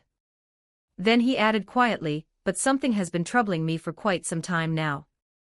Night-Eye waited. Junsei has mentioned a connection to life itself on more than one occasion. At first I assumed it was merely ideology, a philosophical obsession. Later I believe it was related to his quirk. His expression darkened slightly. Now I fear it may be something far more significant than we realized. Night-Eye exhaled slowly. "Do you think it's possible," he asked carefully, "for an entity to exist that is older than mankind?" Nizu fell silent again, recalling Junsei's description of life. This time the pause stretched longer. Finally he answered yes. Night-Eye's eyes narrowed slightly. "It is possible," Nizu continued quietly. "And if Junsei is connected to such an entity, it could provide an explanation of many strange inconsistencies surrounding him." His gaze drifted toward the window, his abilities and his nature. Night-Eye clenched his hands. "I've been thinking," he said after a moment. "Junsei cannot be allowed to live." Nizu looked back at him and said, "What are you suggesting?" Night-Eye met his gaze directly. "I know it goes against what it means to be a hero," he admitted. "But my instincts are telling me something very clearly." His voice hardened. "It's either us." He paused before adding quietly, or whatever is standing behind him. The room fell silent again. Niza did not answer. Night Eye looked down briefly before continuing. I don't know what to think anymore, he said. But I'm afraid of the demon I saw. His hands trembled slightly. And whatever spoke through overhaul, it will come after us eventually. He looked up again. It's not a question of if. It's when. And I don't think we have much time. Niza remained silent long after Night Eye finished speaking. In truth, he had no answers either. But there was something he had not told Night Eye. Earlier that day, Niza had felt something strange within himself around the time of the raid. For a brief moment an overwhelming hatred toward humanity had surged through his mind. It had not been his own thought. It was as if his very soul had been calling for humanity to be destroyed. The feeling had vanished quickly. But it left behind a lingering fear. Because if that emotion had merely brushed against him for a moment, then what kind of influence might Junsei truly wield upon nature? Chapter 98, When Nature Turns, 1996 words. The sudden appearance of a forest in the middle of an urban area quickly became national news. Official reports stated that a hero operation had successfully prevented a massive terrorist attack planned by the Yakuza. According to the statement released to the public, the criminals had been preparing to plant devastating bombs across the country. Fortunately, the operation ended with the Yakuza's defeat. But there had been one strange complication. During the final moments of the battle, one of the Yakuza members had apparently used a quirk that caused trees to grow at an unbelievable rate. The result was a dense forest suddenly sprouting in the middle of what had previously been a city district. Authorities claimed the Yakuza member had pushed his quirk beyond its limits and died during the process, leaving behind the bizarre woodland now occupying an entire city block. The explanation left many citizens confused. Pushing a quirk to the point of death was already extremely rare, but doing so just to grow trees seemed completely nonsensical. What had the criminal expected? That the trees would somehow fight the heroes? Most people dismissed the event as the desperate final act of a defeated dumb villain. Others remained skeptical. A small number of observers quietly speculated that the heroes and police might be hiding something from the public. The official explanation sounded too simple for an incident of that scale. Still, the authorities moved quickly. The police declared the entire area off-limits, warning civilians not to approach the forest. They claimed the trees might conceal hidden traps or other dangers due to the effects of the Yakuza's quirk. Some skeptics argued the explanation made little sense. It was just a forest, after all. What possible danger could ordinary trees pose? But the majority of the public accepted the warning. After all, quirks could produce strange side effects. Who knew whether the trees might release toxins or some other unknown substance? Despite the restrictions, curiosity proved difficult to suppress. Over the following days, people quietly drifted near the area just to take pictures of the unusual forest. From a distance, the sight was undeniably strange. And among those heading toward the location today were 3 students from U High School's Class 1A. Koda walked at the front of the group, accompanied by Tokoyami and Shoji. Koda scratched the back of his head awkwardly. Thanks for coming with me, guys. Tokoyami gave a small nod. No need to thank us. I was curious about it as well. His gaze drifted toward the distant treetops rising above the buildings. I heard from Hawks that some heroes suspect the forest might be related to Junsei somehow, Tokoyami continued. Another strange addition to the list of his abilities. He wasn't present during the raid, Shoji said thoughtfully. Even the Yakuza apparently didn't know where he had gone after attacking Tartarus. The 3 continued walking in silence for a moment. Then Koda spoke again in a quiet voice. You know, sometimes I feel a little sorry that he became an evil villain. Tokoyami glanced at him. It would have been nice, Koda continued slowly, to have someone like me around. Someone who could talk to animals. Tokoyami considered that for a moment before replying calmly. I'm sure there are others like that somewhere in the world. Shoji added, he could have been another All Might, he had the strength and potential for it. His tone turned more thoughtful. I can understand someone becoming a villain because of a bad childhood. That happens more often than people want to admit. He paused.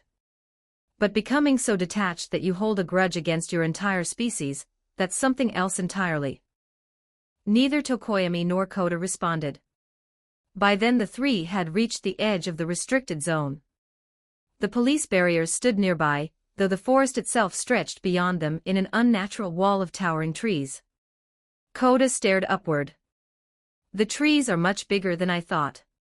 Tokoyami nodded slowly as he studied the thick trunks and massive branches. To think this was created through a quirk, he said. It's impressive. Koda nodded absent-mindedly. Then his expression changed to pure confusion. Shoji immediately noticed. He asked. Are you all right? Koda's eyes widened. The confusion turned to panic. He stumbled backward several steps away from the forest, his voice shaking. We need to get out of here. Tokoyami frowned. What are you talking about? Koda's breathing grew uneven as he stared at the trees. We have to warn everyone. Shoji stepped closer. What's wrong? Koda's voice trembled with fear. Voices are gathering in the forest. Birds, animals and insects, he swallowed hard. And they are calling for our death. Tokoyami blinked. They're waiting, Koda continued in a terrified whisper. Waiting for the right moment to strike. Shoji stared at him. Are you serious right now? Koda clutched his head. I can hear them, he said desperately. Something is wrong. I've never heard animals speak like this before. His voice rose with urgency. We have to warn everyone. No one should be near this place. Tokoyami frowned, thinking quickly. If what you're saying is true, can't you control them? Koda shook his head immediately. I haven't even tried, he admitted. But I can feel it. They won't listen to me. They are filled with rage and hatred. I have never heard or felt anything like that. Fear flickered in his eyes. They might even attack me. We need to warn licensed heroes right now. Something is horribly wrong in this place, and they are still gathering. Tokoyami and Shoji looked at the forest again, and then noticed it, atop the tree branches, many birds hard gathered, unnaturally so. On the ground, there were insects moving along the ground deeper into this tiny forest. The two looked at each other. Koda is right, something is going on here, and it is not good. They immediately contacted their teacher, Eraserhead, explaining everything Koda had heard from the animals around the forest. Aizawa listened without interrupting, though the seriousness in his voice became apparent as soon as Koda finished speaking. Within minutes, the information had reached the principal of U. Not long after that, the situation escalated even further. The three students were still standing near the restricted area when a familiar figure arrived at the scene. Sir Night-Eye stepped out of a vehicle and approached them directly, his expression already tense. He had come personally. Koda explained everything again, what he had heard, the strange hostility from animals, the overwhelming call for death that seemed to echo from every bird, insect, and creature near the forest. As the explanation continued, Night-Eye's face grew increasingly grave. He had already felt uneasy about this forest the moment he saw it raise. Hearing Koda confirm that animals were gathering and calling for human death only reinforced his fears. The worst possibility was becoming more and more likely. Junsei was planning something. Something terrible. That realization pushed Night-Eye to act immediately. Only a few days after the Yakuza raid, he issued another urgent summons to the top heroes across the country. This time he made sure the message carried a clear warning. The situation was even more critical than the previous emergency. When the heroes gathered once again in the conference room, the atmosphere was noticeably less patient than before. Endeavor crossed his arms as soon as the meeting began. What is it this time? He asked bluntly. Night Eye answered with a single word. The name alone caused Heroes to turn serious. Endeavor narrowed his eyes. What about him? Did you find him? Night Eye shook his head. Instead, he began explaining the situation surrounding the forest. More importantly, he explained his concern that Junsei might be responsible. When he finished speaking, the room fell quiet. Then Endeavor frowned. Even if what those students said is true, he said slowly, you can't summon heroes from across the entire country just to deal with a few trees and birds. We have jobs to do. Several heroes nodded in agreement. The explanation sounded too vague to justify such a massive mobilization. Night Eye remained silent for a moment. Then he spoke quietly. I once looked into Junsei's future. The room stilled. What I saw was a nightmare. His hands clenched slightly as the memory returned. A destroyed city. Corpses everywhere. Blood covering the ground. The image still haunted him. Junsei is preparing something, Night Eye continued. And whatever it is, we must find it and stop it before it happens. Hawks leaned back slightly in his chair. Okay, I get it, he said casually. The guy's dangerous. No argument there. But his expression turned more skeptical. Calling heroes from across the entire country for this. A few police teams and some local heroes should be enough to deal with whatever that tiny forest is hiding. He shrugged. Besides, what's the worst that could happen? Some birds and bugs gather in one place. Night Eye did not respond. Instead, a different voice answered from the back of the room. Terrible things. Every hero in the room turned toward the door. There stood Nizu. The principal of U. Walked calmly into the conference room. As the smartest known creature in the world, Nizu commanded a level of respect that few others could match. Nizu continued walking until he reached Night Eye's side. I originally had no intention of attending this meeting, he said calmly. To be honest, I still cannot determine what Junsei is thinking, or what the correct response should be. He paused. But a piece of information caught my attention a few hours ago. The room grew even quieter. Nizu sighed softly. Since the raid on the Yakuza, accidents involving animals have increased dramatically across the country, and even the entire world. He glanced around the room. And the number continues to rise. His voice grew more serious. Just yesterday alone, more people died from animal attacks than what we would normally see in an entire year. Not to mention the disappearances of few ships in the Pacific Ocean. Several heroes straightened in their seats. Hawks frowned. You're suggesting Junsei is behind all that? That's a bit much, don't you think? Even for him. During the Yakuza raid, Nizu replied, I felt something unusual. For a brief moment, I experienced an overwhelming surge of hatred toward humans.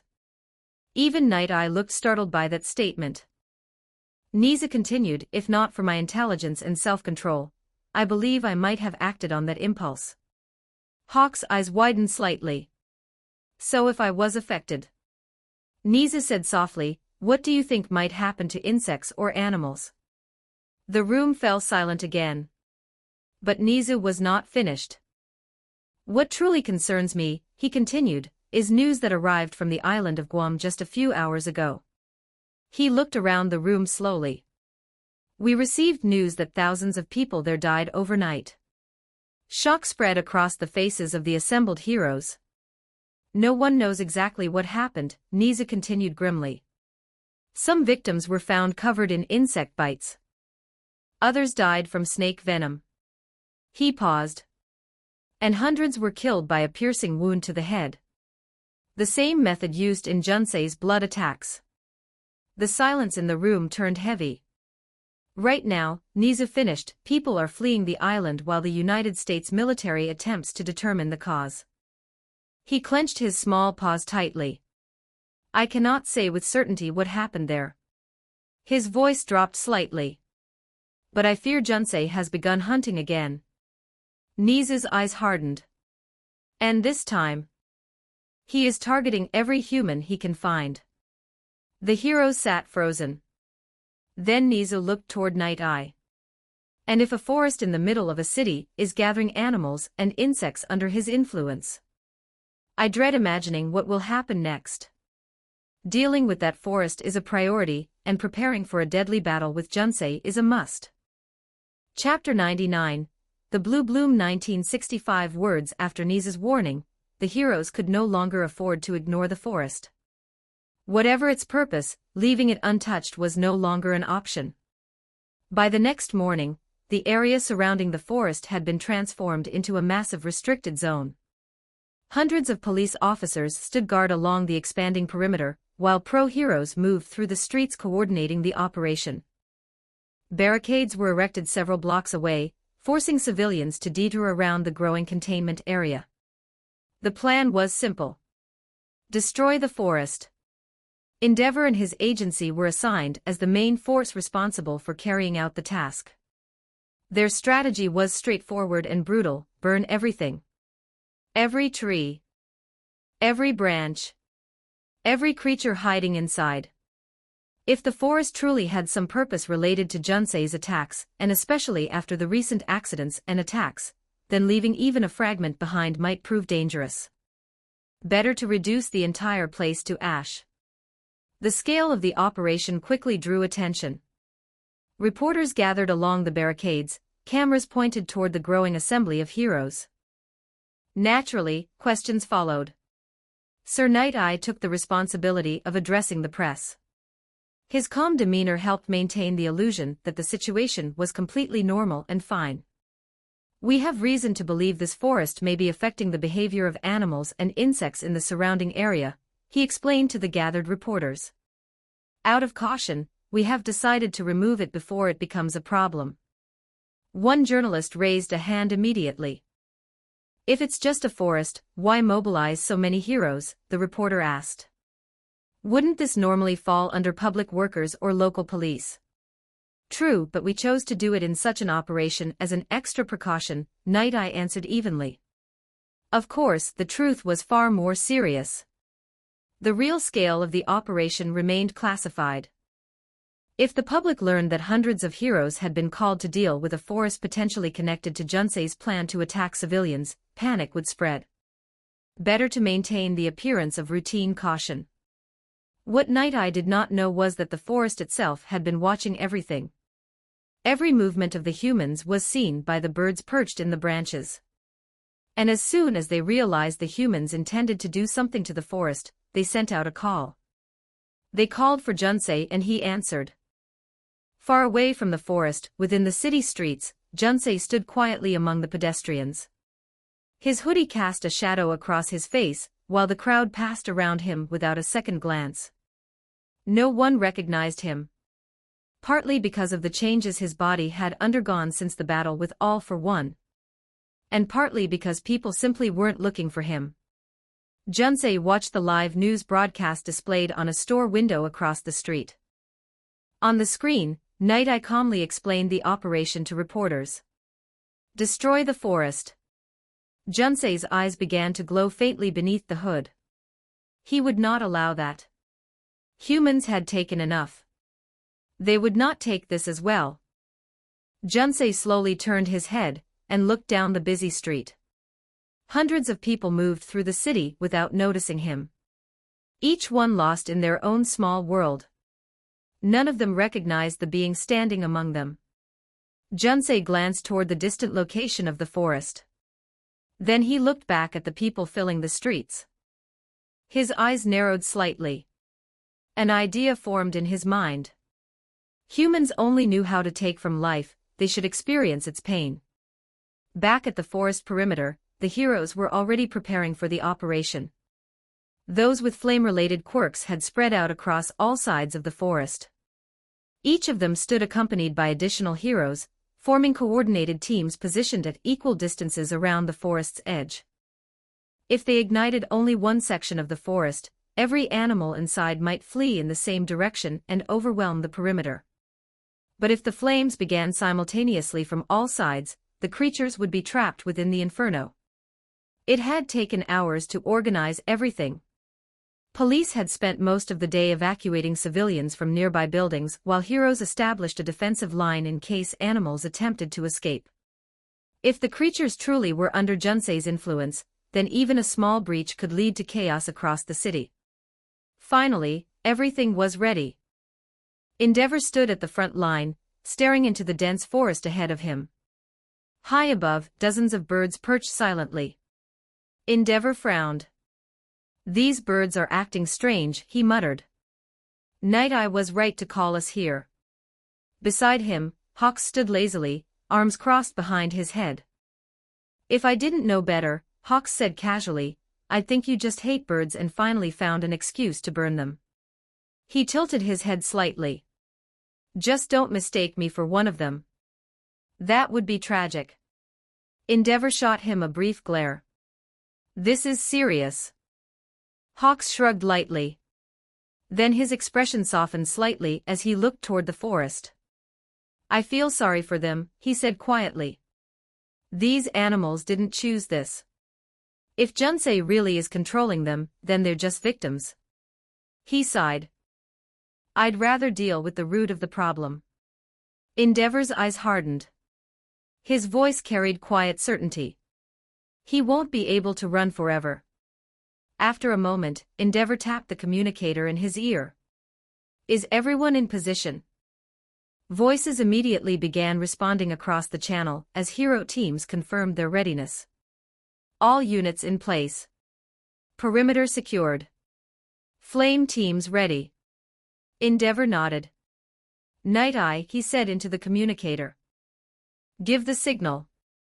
Before the response came, another voice suddenly cut into the channel. It was one of the police officers stationed near the outer barricades. "Civilians are approaching the area." Endeavor frowned. "What are they doing here? Didn't we evacuate everyone and tell them to not linger around?" Night Eye's voice came through the line immediately, tense and urgent. "Be on alert. The civilians are acting strangely." Hawk's relaxed posture vanished instantly. "What the hell is happening over there?" For a moment there was only silence. Then Night Eye's voice returned, "I'm not sure yet." A few seconds passed. Then the communication channel erupted with panicked shouting. Through the chaos another voice finally broke through. Kamui Wood spoke. "They're being controlled. Just like All for One did months ago. Junsei is somewhere around here." Endeavor and Hawks reacted immediately to the report over the communication channel. Both of them turned away from the forest and rushed back toward the outer perimeter, where the police had reported strange civilian activity. Other heroes scattered across the operation did the same, abandoning their positions around the forest and moving quickly to investigate. When Endeavor arrived at the barricade line, he stopped abruptly. His eyes widened. Dozens of civilians were rushing toward the police line. Men, women, elderly people, even teenagers. Their expressions were blank, like puppets forced to run forward by invisible strings. But it was their appearance that made the scene truly disturbing. Blue veins glowed faintly beneath their skin. And from one eye of every single person, a blue flower had bloomed. Hawks landed beside Endeavor and stared at the approaching crowd. "What the hell did that bastard do?" he muttered. "Did he attack all these people?" The civilians slammed themselves into the police line without hesitation, throwing punches and clawing at the officers like mindless animals. Endeavor clenched his fists. "Based on the reports," he said grimly, "this is happening all around the forest." At that moment, Sir Night Eye's voice came through the communication channel again. "All teams, be careful. If you see Junsei, call for immediate assistance.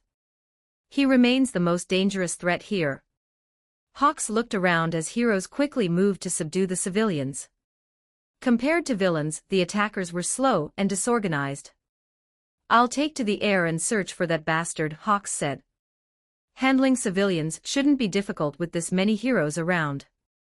Endeavor nodded in agreement. But the moment he turned back toward the street, his expression darkened. More civilians were coming. From every direction. Dozens quickly became hundreds as more and more people rushed toward the perimeter, all showing the same glowing veins and blooming flower in one eye. Endeavor gritted his teeth. "Don't tell me," he growled. "He's running around the city turning people into mindless attackers." Hawks launched into the air immediately. "I'll knock them out before they reach the line." But halfway through his ascent he stopped. Something changed. The civilians who had already been restrained by the heroes suddenly moved again. And then, their quirks activated. Fire erupted from one man's hands. Lightning crackled across another's body. A third transformed into a monstrous shape while others unleashed bursts of light, force, and energy. Dozens of quirks activated at the same time. The sudden attack caught several heroes completely off guard. Hawks shouted as he immediately redirected his feathers to deal with the immediate danger. Endeavor reacted just as quickly, stepping forward with flames already roaring around his body. But unlike normal combat, he couldn't unleash his full power. They were civilians. If he used too much fire, he would burn them alive. Hawks had an easier time. His feathers allowed for precise and controlled attacks, injuring people lightly or knocking them into the ground. But the number of civilians kept growing. And no matter how many people were knocked down, they kept standing back up. The situation descended into chaos. More and more people arrived, all rushing forward like a living tide of bodies. Endeavor unleashed a wide arc of flame, forming a blazing wall between the heroes and the incoming crowd. The fire roared upward, blocking the street. For a brief moment, everyone thought this would work. But the civilians ran straight into the flames. They did not stop even as their bodies and clothes caught fire. Hawks stared in disbelief. "They don't feel pain," he shouted. "Or they can't control themselves." Endeavor roared. "What the hell is this?" Before anyone could answer, a scream erupted from the side. Heroes and police turned toward the sound. One of the pro-heroes had been knocked to the ground beneath a wave of civilians. Dozens of people piled on top of him, clawing and biting at his body like starving animals. Their teeth tore into his flesh. Hawks moved instantly. His feathers shot forward like bullets, striking the civilians and throwing them away from the hero before they could finish him. The wounded hero lay on the ground, bleeding heavily. "Get him out of here!" Hawks shouted. A police officer rushed forward, grabbing the injured hero under the arm and helping him stagger backward toward safety. For a moment, the surrounding heroes returned their focus to the attacking civilians. Then another scream rang out. Everyone turned. The injured hero had suddenly grabbed the police officer helping him and sank his teeth into the man's neck. Blood sprayed across the pavement. "What the fuck?" Hawks shouted. The hero released the officer and turned toward the others. His face was drenched in blood while his eyes unfocused. Then something bloomed from his eye socket. A blue flower. Hawks reacted instantly. Two feathers shot forward and stabbed through the hero's legs, dropping him to the ground before he could attack anyone else. But even then, the fallen hero continued moving. He growled like a feral animal and began crawling slowly toward them. Behind him, the police officer who had been bitten slowly pushed himself back to his feet. Blue veins spread outward from the wound on his neck. Then a flower bloomed from his eye as well. The surrounding heroes and police froze in horror as they watched the change. Don't forget to like and subscribe to Novels Wonderland.